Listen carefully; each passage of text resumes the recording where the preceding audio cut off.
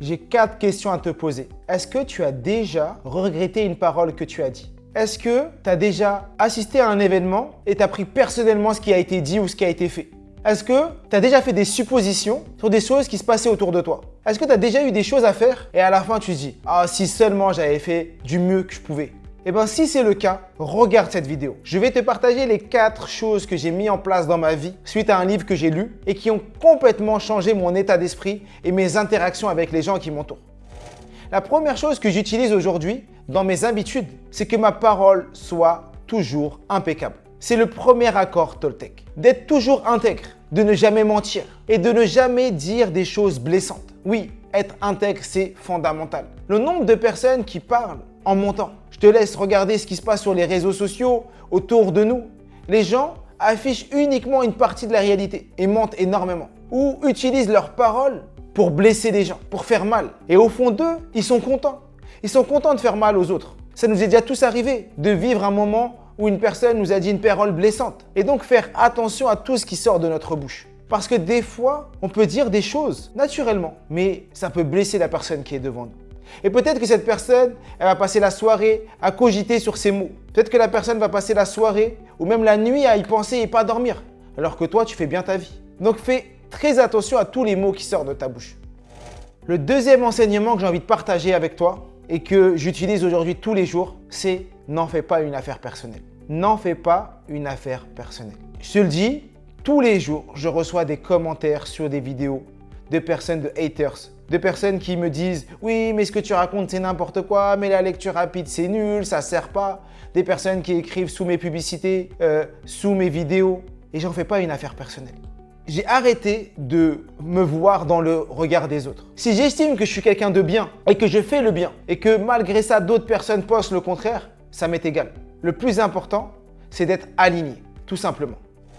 La troisième chose que j'ai mis en place dans mes habitudes qui a littéralement changé mes interactions avec les autres. Franchement, depuis que j'ai mis ça en place, mes interactions avec les gens qui m'entourent ont complètement changé. C'est ne fais pas de suppositions. Le nombre de fois où tu es en interaction avec les autres, où je suis en interaction avec les autres et je peux être amené à faire des suppositions. Un jour, je me suis dit quoi? Mohamed, tu ne feras plus de suppositions. Quand tu n'es pas sûr, tu poses des questions. Tout simplement, tu peux demander à la personne, est-ce que tu peux développer ce que tu es en train de dire? Le nombre de fois où tu es en train de parler avec un ami, il fait une phrase, une remarque et tu commences à faire des suppositions. Oh, t'as vu ce qu'il a pensé de moi? T'as vu ce qu'il a dit? T'as vu ce qu'il pense de moi? Mais on fait des suppositions tout le long de notre journée. La dernière fois, je regardais une personne sur les réseaux sociaux qui était un peu forte. Naturellement, je me suis dit, mais attends, cette personne, elle est forte. Pourquoi elle ne fait pas de sport? C'est pas normal. Je me suis dit ça, mais de manière inconsciente. Un jour, j'ai appris que cette personne, en vrai, elle était malade, qu'elle avait des problèmes de santé. Et que son surpoids, c'était pas un surpoids réel. C'était sa maladie qui faisait qu'elle était comme ça. Et j'ai eu honte de moi pendant quelques secondes. Je dis, Mohamed, regarde, tu as fait des suppositions. Tu as fait un raccourci. Je lui dis que si la personne était en surpoids, c'est que parce qu'elle mange trop, qu'elle ne fait pas attention à elle, alors que c'est complètement faux. Et les stéréotypes ou les clichés ou les étiquettes de « il a une belle voiture », c'est-à-dire qu'il n'est pas gentil ou qu'il est ci ou qu'il est ça, j'arrête. J'apprends à interagir avec les gens, à discuter. J'y vais toujours avec la feuille blanche, en me disant que je vais découvrir quelque chose de nouveau en partageant avec la personne.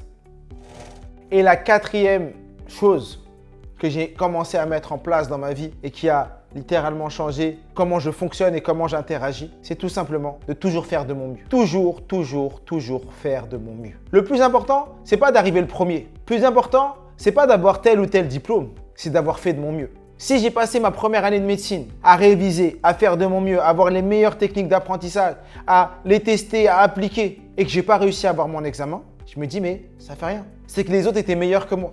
Mais si j'ai passé l'année à regarder les réseaux sociaux, à être sur Netflix, à sortir tous les week-ends et arriver, je sais pas, 300e sur 299 et me dire il me manquait qu'une place pour être médecin, là je vais le regretter. Et donc toujours faire de son mieux. Mon livre qui sort là, qui est disponible, je sais que quand vous l'aurez dans votre main, je sais que j'ai fait de mon mieux. Et j'aurai des critiques, des personnes qui me disent bah il aurait pu rajouter telle ou telle chose, il aurait pu faire telle ou comme ci, comme ça. Ça ne me pose pas de problème. Parce que je sais qu'au fond de moi, j'ai fait de mon mieux et que j'avance et que je progresse. Et dans tous les actes de votre vie, quand vous faites de votre mieux, que ça se passe bien ou que ça se passe mal, au moins vous avez fait de votre mieux. Et quand vous vous regardez dans un miroir, vous pouvez vous dire, j'ai fait de mon mieux. Je sais ce que je vaux. Donc, si vous appliquez ces 4 choses, et si vous en avez un 5e, une 6e, un 7e, mettez-les en commentaire, tout simplement. Si la vidéo t'a plu et vous a plu, je compte sur vous pour vous abonner. Abonnez-vous à la chaîne, partagez cette chaîne autour de vous et faites en sorte que le savoir se propage. Et comme je dis toujours, je suis tué. Nous sommes tous des illimités.